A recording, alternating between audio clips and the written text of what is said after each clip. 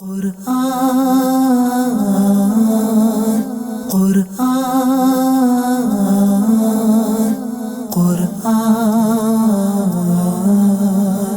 قرآن کی روشنی۔ الحمدللہ رب العالمین والصلاة والسلام علی سید الانبیاء والمرسلین اما بعد فاعوذ باللہ من الشیطان الرجیم بسم اللہ الرحمن الرحیم الصلاة والسلام علیک یا رسول اللہ وعلی آلک واصحابک یا حبیب اللہ الصلاة والسلام علیک یا نبی اللہ وعلی آلک واصحابک یا نور اللہ۔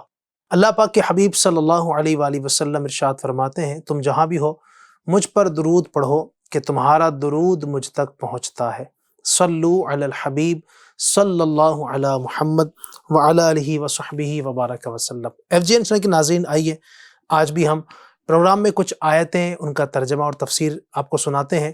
توجہ کے ساتھ علم دین حاصل کرنے کی نیت سے آخر تک ہمارے ساتھ شریک رہیں۔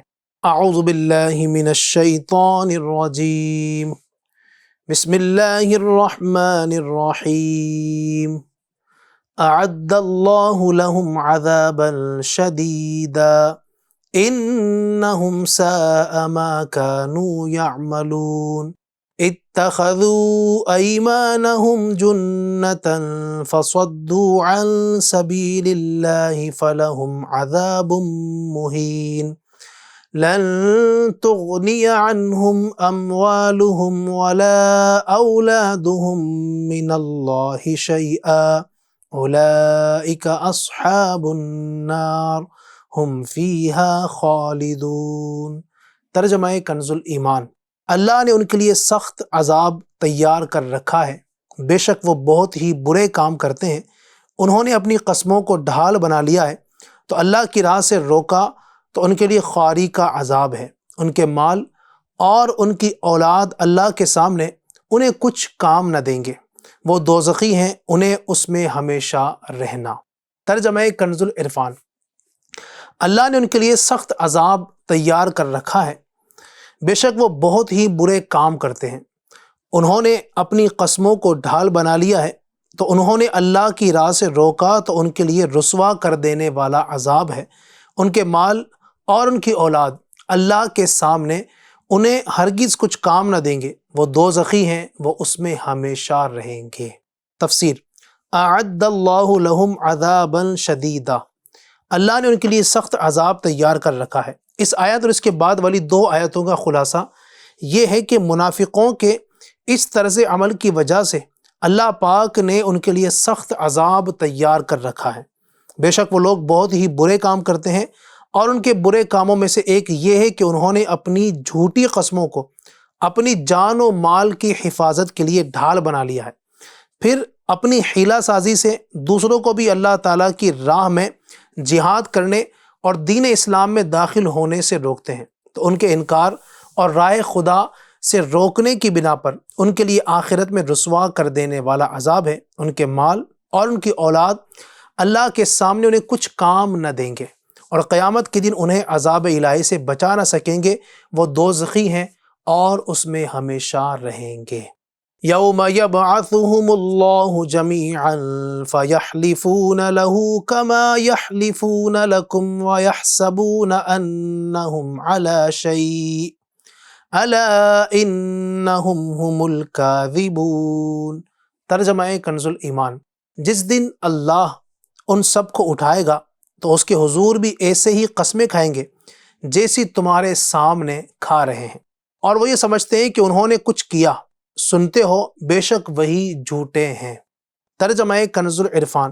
جس دن اللہ ان سب کو اٹھائے گا تو اس کے حضور بھی ایسے ہی قسمیں کھائیں گے جیسے تمہارے سامنے کھا رہے ہیں، اور وہ یہ سمجھتے ہیں کہ وہ کسی چیز پر ہیں، خبردار بے شک وہی جھوٹے ہیں۔ تفسیر صراط الجنان۔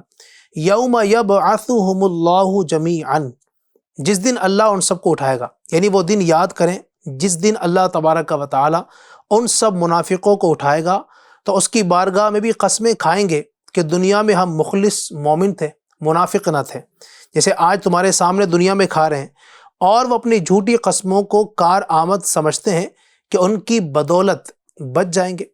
حالانکہ ایسا ہرگز نہ ہوگا۔ خبردار، بے شک وہی اپنی قسموں میں جھوٹے ہیں، اور ایسے جھوٹے کہ دنیا میں بھی جھوٹ بولتے رہے اور آخرت میں بھی بولیں گے۔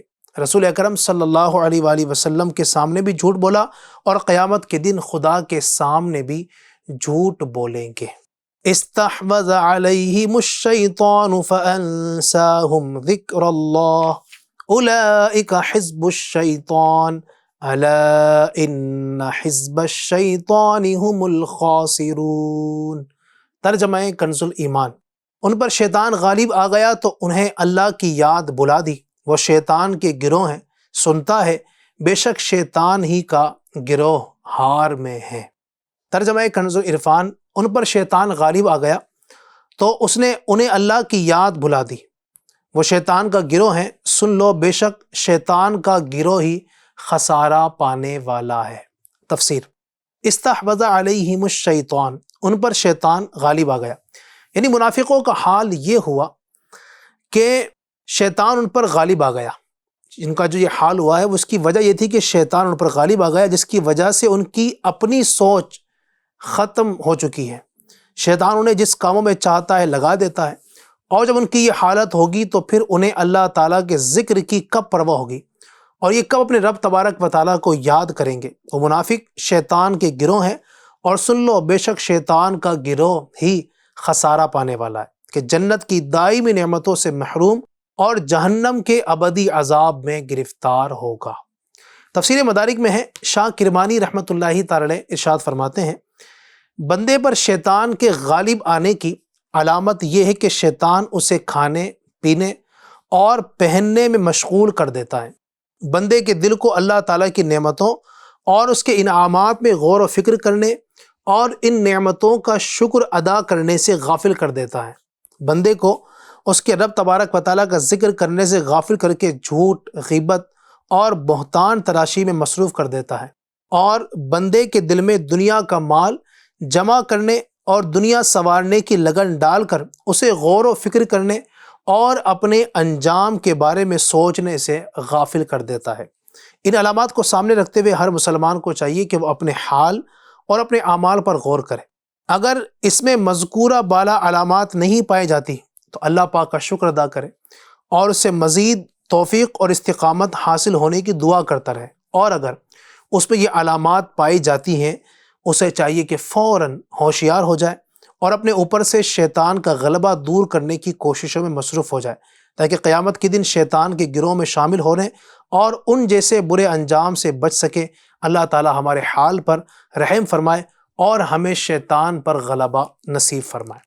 اللہ پاک ہمیں قرآن کریم کی آیتوں پر عمل کی توفیق عطا فرمائے۔ فرمان مصطفیٰ صلی اللہ تعالی علیہ وآلہ وسلم ہے، جس نے مجھ پر ایک بار درود پاک پڑھا اللہ پاک اس پر 10 رحمتیں نازل فرماتا ہے۔ صلو علی الحبیب صلی اللہ تعالی علی محمد صلی اللہ تعالی علیہ وسلم۔ آئیے مسجد کے کچھ مدنی پھول پیش کرتا ہوں۔ بسم اللہ الرحمن الرحیم کے 19 حروف کی نسبت سے مسجد کے متعلق 19 مدنی پھول، یعنی مسجد میں ہمیں کیا کیا کرنا ہے، کیا نہیں کرنا ہے، کس طرح کے کام کرنے کی اجازت ہے اور کون کون سے کام کرنے سے منع کیا گیا ہے، کچھ باتیں آئیے آپ کے میں گوش گزار کرتا ہوں۔ چنانچہ فیضان سنت جلد اول صفحہ نمبر 1202 سے 1207 پر بیان کردہ مدنی پھول کہیں کہیں رد و بدل کے ساتھ پیش کیے جا رہے ہیں، انہیں قبول فرمائیے۔ نمبر 1، مروی ہے کہ ایک مسجد اپنے رب کے حضور شکایت کرنے چلی کہ لوگ مجھ میں دنیا کی باتیں کرتے ہیں۔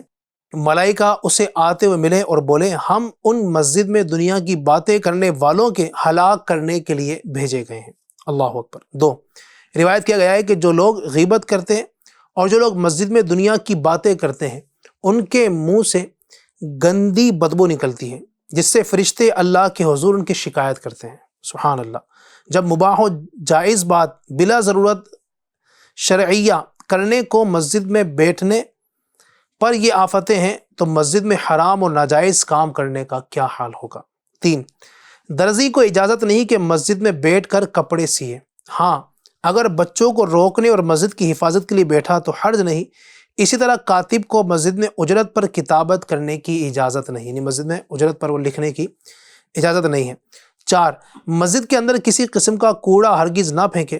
سیدنا شیخ عبدالحق محدث دہلوی رحمۃ اللہ علیہ جذب القلوب میں نقل کرتے ہیں کہ مسجد میں اگر خس یعنی معمولی سا تنکا یا ذرہ بھی پھینکا جائے تو اس سے مسجد کو اس قدر تکلیف پہنچتی ہے جس قدر انسان کو اپنی آنکھ میں خس یعنی معمولی ذرہ پڑ جانے سے تکلیف ہوتی ہے۔ 5، مسجد کی دیوار، اس کے فرش، چٹائی یا دری کے اوپر یا اس کے نیچے تھوکنا، ناک سنکنا، ناک یا کان سے میل نکال کر لگانا، مسجد کی دری یا چٹائی سے دھاگا یا تنکا وغیرہ نوچنا سب منع ہے۔ 6، ضرورتاً مسجد کے اندر اپنے رومال وغیرہ سے ناک پوچھنے میں کوئی مضائقہ حرج نہیں۔ 7، مسجد میں جھاڑو دینے میں جو گرد اور کوڑا وغیرہ نکلے وہ ایسی جگہ مت ڈالیے جہاں بے ادبی ہو، یعنی مسجد میں نکلنے والا جو کوڑا ہے اس کا بھی ادب کرنا ہے۔ 8، جوتے اتار کر مسجد میں ساتھ لے جانا چاہیں تو گرد وغیرہ باہر جھاڑ لیجیے۔ اگر پاؤں کے تلووں میں گرد کے ذرات لگے ہوں تو اپنے رومال وغیرہ سے پوچھ کر مسجد میں داخل ہوں۔ مسجد میں گرد کا کوئی ذرہ نہ گرے، اس کا خاص خیال رکھیے۔ 9، مسجد کے وضو خانے پر وضو کرنے کے بعد پاؤں وضو خانے ہی پر اچھی طرح خشک کر لیجیے۔ گیلے پاؤں لے کر چلنے سے مسجد کا فرش گندا اور دریاں میلی اور بدنما ہو جاتی ہیں۔ آئیے اب اعلیٰ حضرت رحمۃ اللہ تعالی علیہ کے ملفوظات شریف سے کچھ مسجد کے آداب پیش کرتا ہوں۔ نمبر 10، مسجد میں دوڑنا یا زور سے قدم رکھنا جس سے دھمک پیدا ہو، یہ بھی منع ہے۔ 11، وضو کرنے کے بعد اعضائے وضو سے ایک بھی چھینٹ پانی فرش مسجد پر نہ گرے، اس کا خاص خیال رکھنا ہے۔ 12، مسجد کے ایک درجے سے دوسرے درجے کے داخلے کے وقت، مثلاً صحن میں داخل ہوں تب بھی اور صحن کے اندرونی حصے میں جائیں تب بھی سیدھا قدم بڑھایا جائے، حتیٰ کہ اگر صفیں بچھی ہوں تو اس پر بھی سیدھا قدم رکھیں، اور جب وہاں سے ہٹیں تب بھی سیدھا قدم فرش مسجد پر رکھیں۔ یا خطیب جب ممبر پر جانے کا ارادہ کریں پہلے سیدھا قدم رکھے اور جب اترے تب بھی سیدھا قدم اتارے۔ 13، مسجد میں اگر چھینک آئے تو کوشش کرے کہ آہستہ آواز نکلے، اسی طرح کھانسی بھی جو ہے آہستہ آواز میں کھانسے۔ سرکار دو عالم صلی اللہ علیہ وسلم مسجد میں زور کی چھینک کو ناپسند فرماتے۔ اسی طرح ڈکار کو ضبط کرے، روکنے کی کوشش کریں، اور نہ ہو تو حتی الامکان آواز دبائی جائے اگرچہ غیر مسجد میں ہو، خصوصاً مجلس میں یا کسی معظم یعنی بزرگ کے سامنے بے تہذیبی ہے۔ حدیث میں ہے ایک شخص نے دربار اقدس صلی اللہ علیہ وآلہ وسلم میں ڈکار لی۔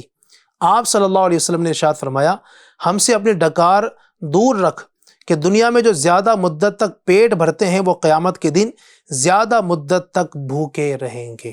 اللہ اکبر۔ اور جماعی میں آواز کہیں بھی نہیں نکلنی چاہیے، اگرچہ مسجد میں باہر تنہا ہو، کیونکہ یہ شیطان کا قہقہہ ہے۔ جماعی جب آئے حتی الامکان منہ بند رکھیں، منہ کھولنے سے شیطان منہ میں تھوک دیتا ہے۔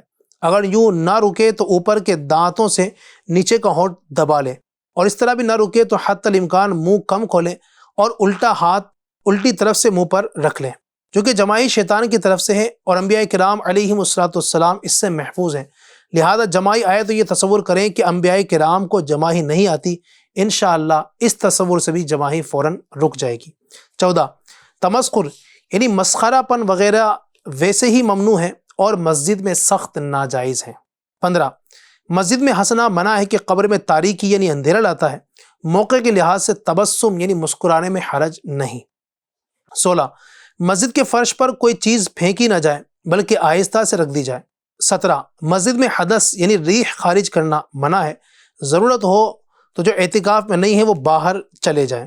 لہذا معتکف کو چاہیے کہ ایام اعتکاف میں تھوڑا کھائے، پیٹ ہلکا رکھے کہ قضاء حاجت کے وقت کے سوا کسی وقت اخراج ریح کی حاجت نہ ہو اور اس کے لیے باہر نہ جا سکے۔ 18، قبلے کی طرف پاؤں پھیلانا تو ہر جگہ منع ہے، مسجد میں کسی طرف نہ پھیلائے کہ یہ خلاف آداب دربار ہے۔ حضرت سری سقطی رحمۃ اللہ علیہ مسجد میں تنہا بیٹھتے تھے، پاؤں پھیلا لیا، گوشہ مسجد سے ہاتف نے آواز دی، سری بادشاہوں کے حضور میں یوں ہی بیٹھتے ہیں، معاً یعنی فوراً پاؤں سمیٹے اور ایسے سمیٹے کہ وقت انتقال ہی پھیلے۔ 19، استعمال شدہ جوتا مسجد میں پہن کر جانا گستاخی اور بے ادبی ہے۔ الہی کرم بہر شاہ عرب ہو، ہمیں مسجدوں کا میسر ادب ہو۔ اللہ پاک ہمیں مسجدوں کا بھی آداب کا خیال رکھنے کی توفیق عطا فرمائے اور گناہوں سے بچتے ہوئے اپنے تمام معاملات سر انجام دینے کی توفیق عطا فرمائے۔ آمین بجاہ خاتم النبیین صلی اللہ علیہ وسلم۔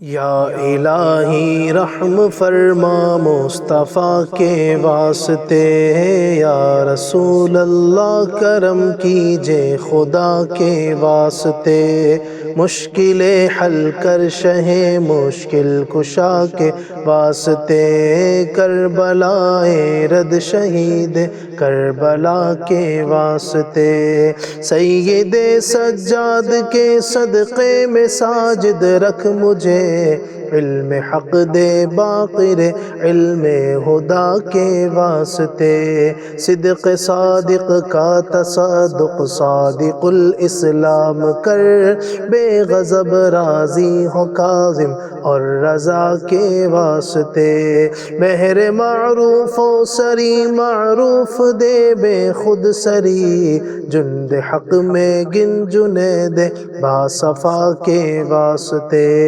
بہر شبلی شیر حق دنیا کے کتوں سے بچا، ایک کارک عبد واحد بیریا کے واسطے، ملفرح کا صدقہ کر غم کو فرح دے حسن سعد، الحسن اور بو سعید سعد زا کے واسطے، قادری کر قادری رکھ قادریوں میں اٹھا، قدر عبد القادر قدرت نما کے واسطے، احسن اللہ لہم رزقا سے دے رزق حسن، بندہ رزاق تاج الاصفیاء کے واسطے، نصر بھی صالح کا صدقہ صالح و منصور رکھ دے، حیات دین محیی جا فضا کے واسطے، طور عرفان و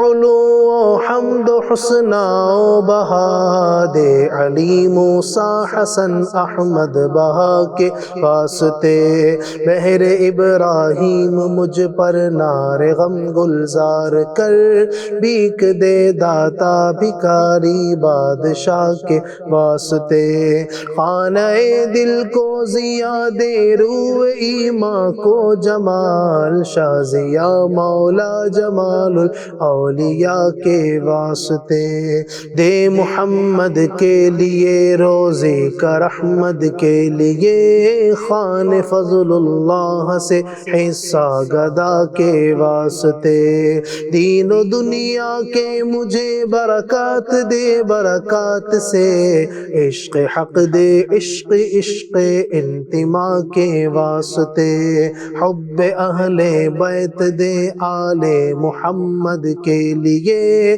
کر شہید عشق حمزہ پیشوا کے واسطے، دل کو اچھا تن کو ستھرا جان کو پر نور کر، اچھے پیارے شمس دی بدر العلا کے واسطے، دو جہاں میں خادم آل رسول اللہ کر، حضرت آل رسول مقتدی کے واسطے، کر عطا احمد رضائے احمد مرسل مجھے، میرے مولا حضرت احمد رضا کے واسطے، پرزیا کر میرا چہرہ حشر میں اے کبریا، شاہ ضیاء الدین پیر باصفا کے واسطے، احینا فی الدین والدنیا سلام بالسلام، قادری عبد السلام خوش ادا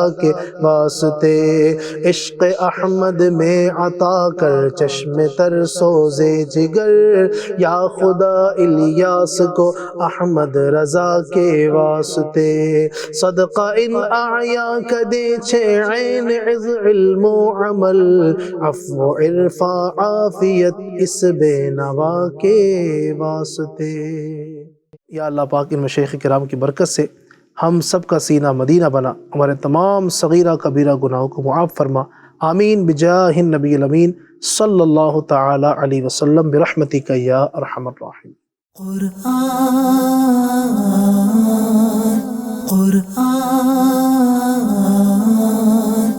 قرآن